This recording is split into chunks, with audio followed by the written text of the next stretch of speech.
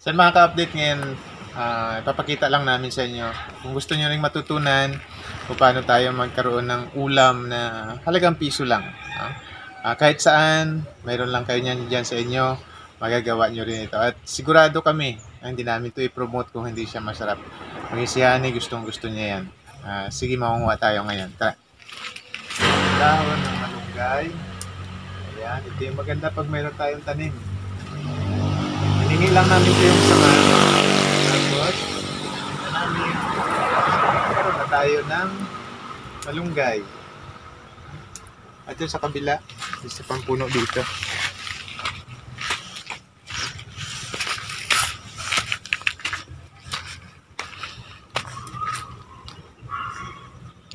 Tama na to. Marami na to. Tapos hugasan lang natin mga ka-update. Meron akong narinig sabi yung malunggay daw hindi inuhugasan kasi baga mahirap. Pag nahimay na talaga, mahirap na siya hugasan. Pero kapag ganito pa lang, maganda siyang hugasan kasi matatanggal din yung alikabok niya siyempre.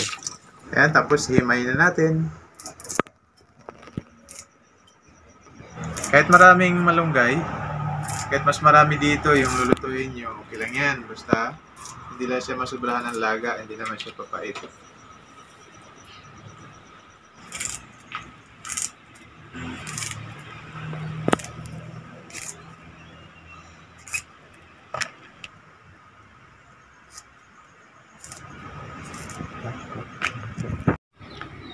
Ayan, ganyan po karami yung ating malunggay mga ka-update. So yan yung ating lulutuin at ngayon ay papakita ko sa inyo kung paano yung pagluto namin dito. Tapos yung gagawin mga ka-update, maglagay lang muna tayo ng tubig sa kaldero. May laman ng tubig yung kaldero natin, nilagyan ko na. Tapos siyempre lagyan natin ng asin.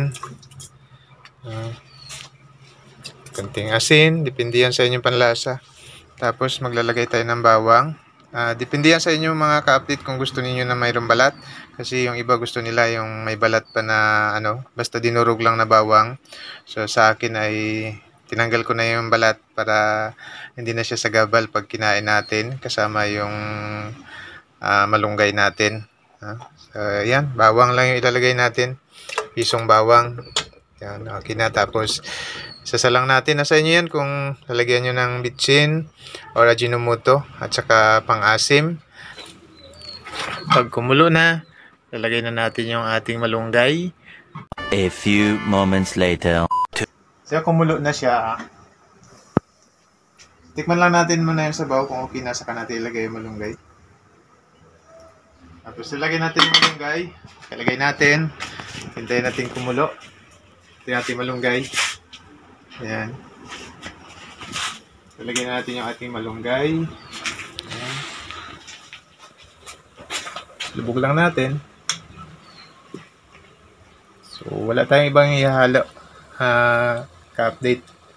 So, mga lang, 1 minute na kumukulo siya. Pwede natin hanguin. So, okay, hanguin na natin. Isasandukin na natin. Okay na kami. Yan lang talaga, mga ka-update. Ayan o.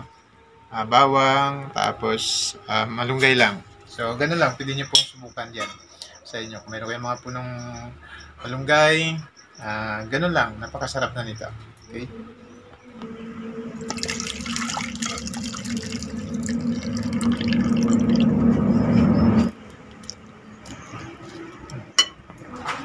Okay, so ito yung ulam natin.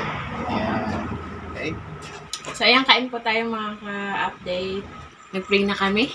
So, masarap ang aming ulam. Ayan. Look at this. Wow, it's so sarap. Ano yung halo lang po nito ay bawang. Ayan. Bawang yan.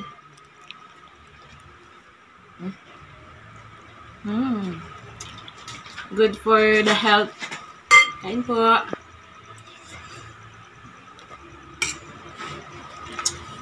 Sarap. So, salamat mga ka-update sa walang sawang pagsuporta sa amin ni Hani sa Romy's Update. Paki-like, share, and subscribe na din. So, yun. Maraming salamat. God bless.